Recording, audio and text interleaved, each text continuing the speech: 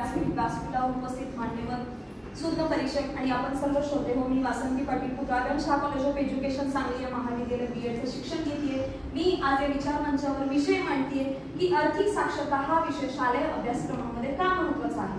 श्रोते हो, आपण आजबाजूला आज जर पाहिलं तर प्रत्येक जण पैसे कमवण्यासाठी झटत आहे। नोकरी, व्यापार, उद्योग, व्यवसाय अशा कितीतरी मार्गाने प्रत्येक जण पैसा कमवत आहे। अन्न, वस्त्र, निवारा, आरोग्य, शिक्षण यासारख्या मूलभूत गरजा पूर्ण करायच्या असतील आपल्याला तर सर्वात महत्त्वाचा आहे तो म्हणजे पैसा। एखादं तुम्हाला घर घ्यायचं आहे, मनसोक्त फिरायला जायचं आहे, एखादा छंद जोपासायचा आहे, परदेश भ्रमण करायचं आहे, सगळ्या चक्र परत फिरून आला पैशावरच। आपण मुलांना महागड्या शाळा कॉलेजेसमध्ये घालवतो, लाखो हजारो रुपये त्यांची फीस भरतो का? एक तर त्यांना चांगले नागरिक व्हावं आणि दुसरा म्हणजे त्यांना चांगला पैसा कमवावा, स्वतःच्या पायावर उभं राहावं। पण ज्या शाळा महाविद्यालयांमध्ये आपण हा पैसा कमवण्यासाठी शिकतो त्याच पैशाचं व्यवस्थापन कसं करायचं ह्या शाळा महाविद्यालयांमध्ये शिकवलं जात नाही। त्यामुळे बऱ्याचशा लाखो रुपये जरी एखाद्याला पगार आला तरी त्याला आर्थिक संकटांना तोंड द्यावं लागतं आणि याचं कारण म्हणजे तो व्यक्ती आर्थिक निरक्षर आहे। तर आपण पहिल्यांदा बघूया की आर्थिक साक्षरता म्हणजे काय। तर आर्थिक साक्षरता म्हणजे काय? पैसा प्रभावीपणे समजून घेणे, दुसरं म्हणजे बचत, बजेटिंग, गुंतवणूक यासारख्या संकल्पना समजावून घेणे, पैसा प्रभावीपणे कसा वापरायचा, कुठे गुंतवायचा, गुंतवलेल्या पैशाचा आपला परतावा कसा मिळू शकेल यासारख्या गोष्टींचं ज्ञान म्हणजे आर्थिक साक्षरता। आणि ह्या आजच्या आर्थिक गुंतागुंतीतून जर आपल्या विद्यार्थ्यांना आणि मुलांना जर सावरायचं असेल तर त्याच्यासाठी आवश्यक आहे ती म्हणजे आर्थिक साक्षरता। तर आर्थिक साक्षरता विषयाचं महत्त्व काय आहे? तर प्रथम आर्थिक साक्षरता ही विद्यार्थ्यांच्या त्यांच्या आर्थिक कल्याणासाठीचा पाया मजबूत करते।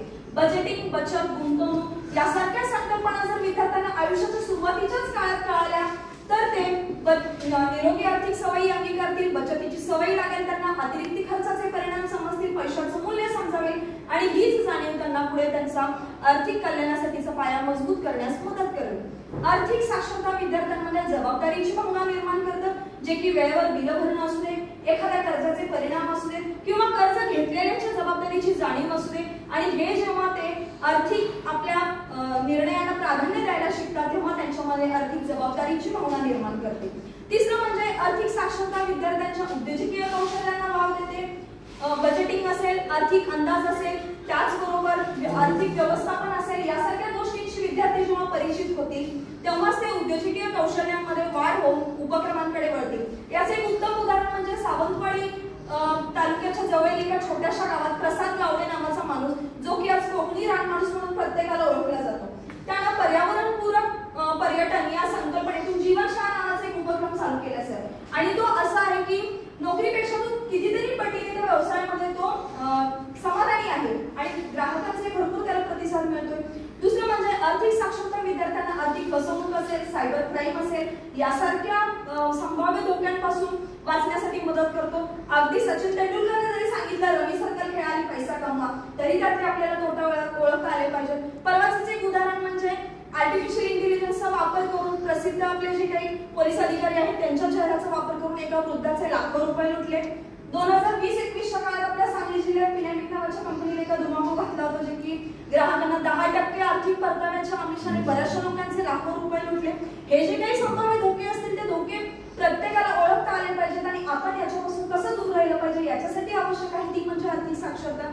आर्थिक साक्षरता विद्यार्थ्यांना त्यांच्या स्वातंत्र्याला, आर्थिक स्वातंत्र्याला प्रोत्साहन देते की ज्यामधून विद्यार्थी स्वतःचे आर्थिक निर्णय सक्षमपणे घेऊ शकतात आणि ज्या विद्यार्थ्यांमध्ये ही सक्षम आत्मनिर्भरतेची भावना या आर्थिक स्वातंत्र्यामुळे निर्माण करते। आपल्याला आजबाजूच्या बऱ्याचशा अशा कुटुंबातील स्त्रिया, महिला पाहायला मिळतील की ज्यांना सर या आर्थिक व्यवहारांमध्ये सामावून घेतलं जात नाही, पण जेव्हा आकस्मिकपणे अचानक त्या स्त्रीवरती जेव्हा कुटुंबाची आर्थिक जबाबदारी पडते तेव्हा मात्र तिला बऱ्याचशा आर्थिक संकटांना सामोरं जावं लागतं। मग याच्यासाठी गरज आहे की ही आर्थिक साक्षरता किंवा आर्थिक शिक्षण जे आहे ते प्रत्येकाला शालेय जीवनातच मिळायला हवं, कारण जर माता असेल आर्थिक शिक्षित तरच कुटुंब राहील सर सुरक्षित। यानंतर आर्थिक साक्षरता ही जेव्हा विद्यार्थी करिअरकडे वाटचाल करतात तेव्हा कर, विमा, गुंतवणूक, त्यांच्या निवृत्तीनंतरच्या योजना असतील ते चांगल्या पद्धतीने समजून घेतात, त्यामुळे पगाराचे मूल्यांकन करू शकतात आणि त्यातून आपल्या करिअरची ते निवड करू शकतात। आर्थिक साक्षरतेमुळे विद्यार्थी एक ग्राहक म्हणून माहितीपूर्ण निवडी करू शकतात।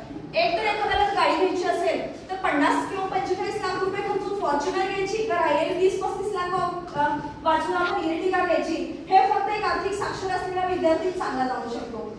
हौसेला मोल नाही असं म्हणत कितीतरी हजारो लाखो रुपये आपण या हौसेवर खर्च करतो, पण ह्याच हौसेचे मोल जो आर्थिक साक्षर आहे त्याला मात्र सर चांगल्या पद्धतीने समजू शकेल. म्हणूनच ही आर्थिक साक्षरता येणाऱ्या पिढीला जेव्हा आपण समृद्ध आणि सुरक्षित जर आर्थिक भविष्य द्यायचं असेल तर ही आर्थिक साक्षरता प्रत्येकाला गरजेची आहे. म्हणून मी जाता जाता एवढेच म्हणेन की आर्थिक अज्ञानात आहे आपली अधोगती, आर्थिक अज्ञानात आहे आपली अधोगती, आर्थिक साक्षर